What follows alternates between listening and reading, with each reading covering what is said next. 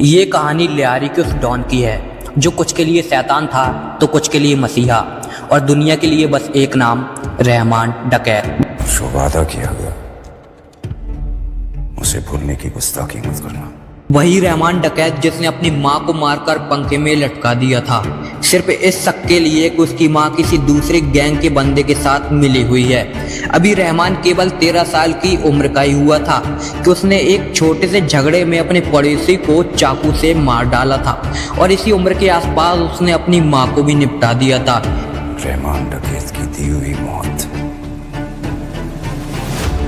बड़ी कसाईनुमा होती है। इतनी कम उम्र में अपने आसपास के लोगों के खून से अपने हाथों को रंगने के बाद रहमान अपने घर से फरार हो गया। और इतना सब करने के बाद रहमान की जिंदगी में उस इंसान की परछाई पड़ती है जिसने उसकी पूरी जिंदगी को पलट कर रख दिया था। हम कह सकते हैं कि रहमान डकैत, जो अभी तक रहमान डकैत बना नहीं था बल्कि रहमान बलोच हुआ करता था, और उस इंसान के आने के बाद वह रहमान डकैत बन चुका था। और उस इंसान का नाम था हाजी लालू। हाजी लालू उस समय में एक बड़ा गैंगस्टर के रूप में देखा जाता था। उसने न सिर्फ रहमान डकैत को अपनी गैंग में शामिल किया बल्कि उसे अपना बेटा बनाकर उसकी परवरिश भी की। हाजी लालू के खुद के भी अपने 2 बेटे थे, यासिर रफ और अरशद पप्पू। अब ये दोनों और रहमान डकैत मिलकर अपने बाप हाजी लालू की गैंग को चलाने लगे। इसके बाद रहमान डकैत ने कराची और खासकर लियारी के इलाके में इस कदर तबाही और बर्बादी की आग लगाई जिसके बारे में किसी ने सोचा भी नहीं था। रहमान डकैत ने मर्डर, किडनैपिंग, टॉर्चर जैसे अपराधों से ढेर सारा पैसा जमा कर लिया था जिसे वो हाजी लालू यानी अपने सौतेले बाप को दिया करता था, ये सोचकर कि जब भी उसे जरूरत पड़ेगी वो उससे बेझिझक मांग लेगा।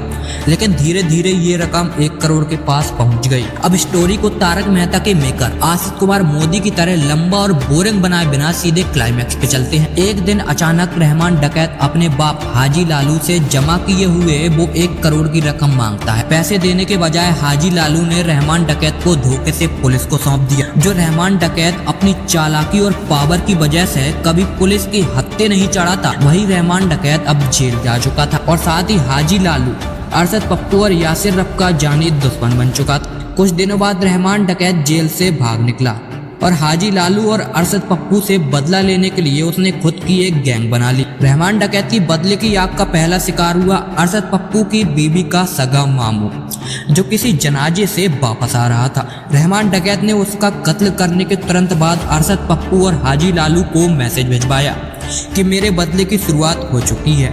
तो दूसरी तरफ अरशद पप्पू भी इसी मामले से पूरी तरीके से हिल गया था। अब बदले की बारी मानो अरशद पप्पू की थी। उसने रहमान डकैत के चाचा को कब्जे में ले लिया। इसके बाद उसने उसको तुरंत मारा नहीं बल्कि रहमान डकैत को फोन लगाया और कॉल पर ही रहमान डकैत से बात करते हुए उसके चाचा को टॉर्चर करके गोलियों से भून डाला। दूसरी तरफ जो रहमान डकैत ये सब कुछ फोन पर सुन रहा था वो तड़प उठा लेकिन फिर भी कुछ कर न सका। हैरानी की बात यह है कि अरशद पप्पू की बदले की आग अभी ठंडी न हुई थी कि अब उसने कराची के अंदर जो लियारी का इलाका था जहां पर रहमान डकैत के मेन ठिकाने थे उनको एक एक करके तबाह करना शुरू कर दिया। अब धीरे धीरे रहमान डकैत को ये यकीन हो गया था कि किसी न किसी दिन अरशद पप्पू मुझे भी टारगेट कर सकता है, इसलिए वो कराची छोड़कर बलूचिस्तान जाने का निर्णय करता है और फिर रहमान डकैत बलूच में अपने नेटवर्क को और ज्यादा मजबूती से जमा लेता है। एक तरफ रहमान डकैत जब अपना साम्राज्य दोबारा से जमाने की कोशिश कर रहा था तभी अरशद पप्पू ने रहमान के सबसे करीबी फैजू का कत्ल कर दिया था। फैजू रहमान का इतना ज्यादा करीबी था कि जब उसका कत्ल किया जा रहा था तो रहमान डकैत ना सिर्फ रो रहा था बल्कि अरशद पप्पू से मन्नतें मांग रहा था, या कह सकते हैं कि रहमान डकैत फैजू की जिंदगी की भीख मांग रहा था। लेकिन आखिर में अरशद पप्पू ने उसका कत्ल करके ही दम लिया। फैजू का भी एक बेटा था जो उस समय रहमान की गैंग में था और आगे चलकर रहमान डकैत की गद्दी को संभालने वाला था। फैजू की मौत के कुछ दिनों बाद रहमान डकैत का दबदबा एक बार फिर से कराची में बढ़ने लगा।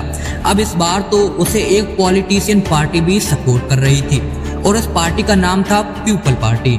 अब जब एक राजनीतिक पार्टी ने उसके सिर पर हाथ रख दिया था तो उसकी ताकत की कोई हद नहीं रही थी, मानो वो कराची का मालिक बन बैठा हो। 18 अक्टूबर सन 2007 जब पड़ोसी देश पाकिस्तान की पूर्व प्रधानमंत्री बेनजीर भुट्टो एक लंबे समय बाद पाकिस्तान लौट रही थी, हजारों की तादाद में लोग उनका स्वागत करने के लिए कराची एयरपोर्ट आए हुए थे। लेकिन इसी भीड़ में अचानक एक कार से जोरदार धमाका हुआ जिसमें 140 लोगों की जान चली गई और हर तरफ अफरा तफरी का माहौल हो गया। ऐसे डरावने माहौल में बेनजीर भुट्टो की सिक्योरिटी के लिए कोई नहीं था, ना तो आर्मी थी और ना ही पुलिस, केवल एक गैंगस्टर नाम रहमान डकैत। वही रहमान डकैत जिसे पकड़कर सौंपने पर सबसे ज्यादा इनाम की रकम रखी गई थी, फिर भी उसे कोई पकड़ता नहीं था। क्यों? क्योंकि एक तो उस कार धमाके के समय बेनजीर भुट्टो को वहां से कार के जरिए निकालकर या यूं कहें तो बचाकर सुरक्षित भुट्टो हाउस तक पहुंचाया। दूसरा उसकी ताकत और असर के सामने सब बेबस थे। जबकि तीसरी तरफ देखें तो अब धीरे धीरे रहमान कराची के गरीबों के लिए हीरो यानी रॉबिन हुड बनता जा रहा था। वो गरीबों की हर कोशिश जो संभव हो सके मदद करता था। कुछ समय बाद वही पॉलिटिकल पार्टी जिसने कभी रहमान डकैत का साथ दिया था, अब वो रहमान से डरने लगी थी। क्यों? क्योंकि कराची के अंदर किसको टिकट बांटे जाएंगे, किसको क्या करना है, कौन दुकान लगाएगा या कौन सी दुकान से कितना हफ्ता वसूलना है, ये सब रहमान डकैत ही तय करने लगा था। ये भी दावा किया जाता है कि इसी पॉलिटिशियन पार्टी ने ये डिसाइड कर लिया था कि रहमान डकैत को निपटा दिया जाए। सही है भाई, शायद ही कोई ऐसी पार्टी होगी कि जो चाहेगी उसके इलाके में किसी गैंगस्टर का राज हो। अब यहीं से कहानी में एक अहम किरदार की एंट्री होती है, नाम एसएसपी असलम चौधरी।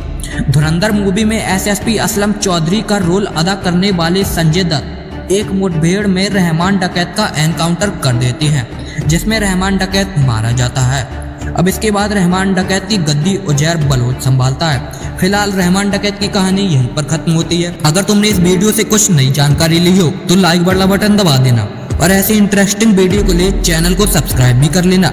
मिलते हैं नेक्स्ट वीडियो में, तब तक के लिए जय हिंद जय भारत।